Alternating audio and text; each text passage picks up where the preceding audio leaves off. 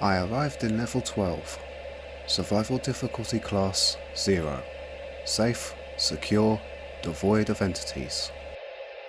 And it's just a room. It's whited out completely. There's a door, but no dice. It doesn't budge.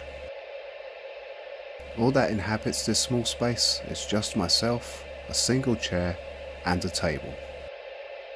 I was told that when I arrived in this level that all I need to do is just take a seat and wait. So sit is what I do. I'm sat here for 1 hour. Sat here for 2 hours now, I think. 3 hours. This is gonna take forever. I'm so bored. There's nothing else I need to write about as far as I'm aware. There is this one thought lingering in my mind, but I won't entertain it.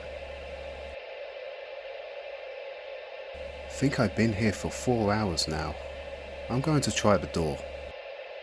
It opened. What? Wow. How long did I need to sit here? If it was something like only 15 minutes, then I'm gonna be pissed. I take a deep gulp before I head in.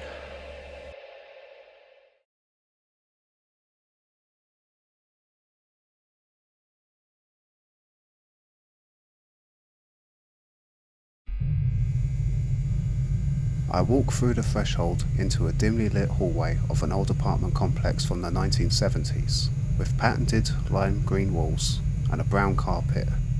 The ceiling is like a dull greyish colour. The whole vibe of the place just puts me into that all too familiar feeling of dread. Well, here we go again. Let's look this thing up, shall we? Level 13, survival difficulty class 2, unsafe, secure, with a low entity count. Not bad, but let's still be very careful. I begin my adventure and pray to Jerry I don't run into any entities. Oh, that's gonna be a thing now, isn't it? I walk along the hallways, checking apartment doors, but most are locked. Like 1 out of every 20 is unlocked. I'm wary about checking these apartments because entities can be in any room. I didn't need supplies right now, so I'll move right on to the next level.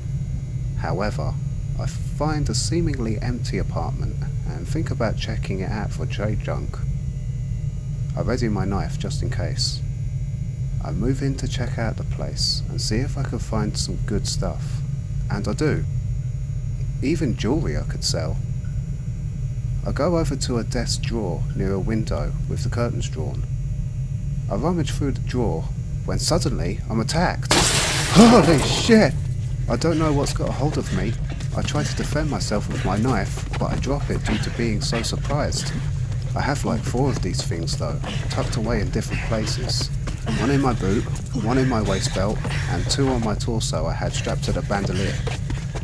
I go to grab my waist knife and go to stab it in the eye before being pulled out of the window. I'm let go just in time, and I sprint out of the room and slam the door shut. I was so surprised by that. More carelessness yet again. I'm annoyed after that. 2 hours in and I'm jumped.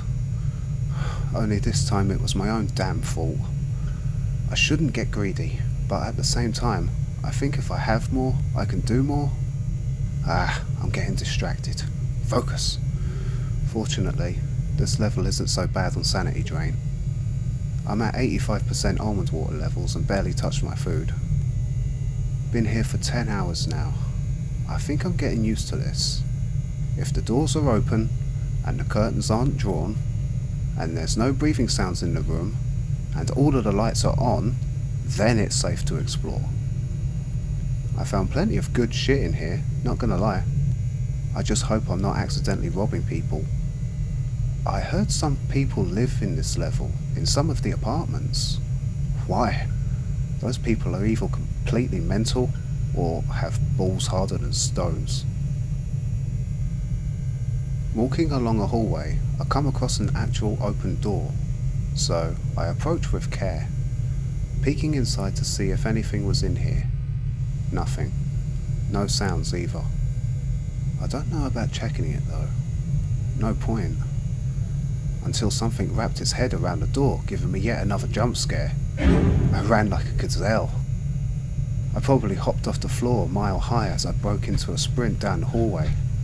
What was that thing? I'd never seen anything like it.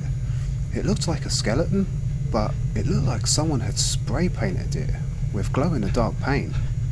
Some sort of joke of someone that lived there? If so, then fuck you, you spooky scary jackass.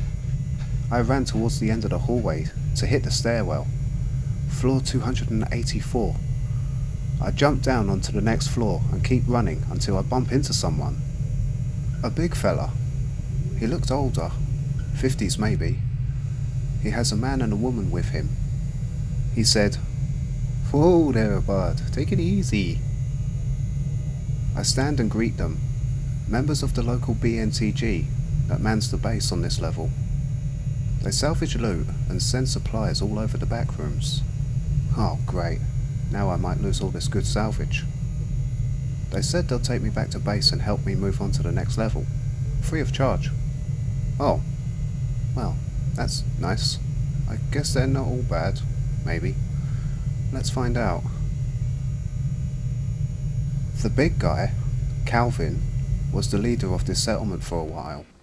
Now he's getting his right hand ready to take over, but he's gone missing on level 3. Like I care, old man. He offered me a job to go and find his right hand man in exchange for exclusive use of the base. He described him with a deep voice and wears an eye patch over his right eye. No pressure of course, but I decline. I got better things to be getting on with. Calvin was disappointed, but understood. I am still free to rest and trade though. I took some time to look up in the survival guides the painted skeleton thing, and there's no info on them, which gives weight to my just a prank bro theory. I asked the others about it. Some looked unsure, while others just told me they're just a legend. Huh? Also, the thing that had a hold of me near the window was indeed a window entity. Bottom line, be extra careful around windows, which from now on goes without saying. I eat a meal and sleep for free, but any trade will still trade, so I choose my items carefully. I get a refill on my water and food, and a level key for this level to the hub level. I traded a fair amount of salvage. I asked the guys here on how to get out, and Calvin said I just need to no-clip into the floor. What? That's it? No-clip all the way to the bottom floor, and then no-clip again through the lobby floor, and that'll take me to level 14. Well, this is my first real attempt to no-clip, so I'll give it a shot. The only other times I ever no-clipped was when I first ended up in the backrooms, and on level 0 into level 1, and they were all accidents. I lie face down on the floor of the level. Ew, I should have done this in a better spot. People are looking at me now, but I'm here now. This feels dumb. After giving myself a few push-ups, I hear faint giggling. Shut up, I'm trying alright. Calvin stands me up and shows me his method to no-clip. He places his right hand against the wall, only his right hand as he is left-handed. He turns his whole hand a 90-degree angle to the right and presto. He slightly faces through the wall, like what you'd see in a low-budget 80s sci-fi television series. Whoa, that's amazing. So now I have a blueprint to no-clip. As I'm right-handed, I try his method and attempt to no-clip through the floor, but mirrored. I place my left hand on the floor with my right hand around my back. I turn 90 degrees to the left and I'm falling. Falling faster and faster through each floor, no clipping through every single one. I can see right into them as I pass. Something shoots up into my mouth and nearly choked me until I landed on the floor of the lobby. Which didn't hurt, but I did land on my keys. Which did. I spit out the thing in my mouth to see what it was, and it's a faintly orange glowing crystal. Ooh, nice. I'll keep you, even though you could have choked me to death. I stand up and look around the lobby to see a counter, and behind it is a faceling. Ah! Welcome. Will you be staying with us? I shake my head. No, thanks, sorry. I pocket the gem and attempt to no-clip again, this time dropping into the new level. Must have been on this level for well over 22 hours.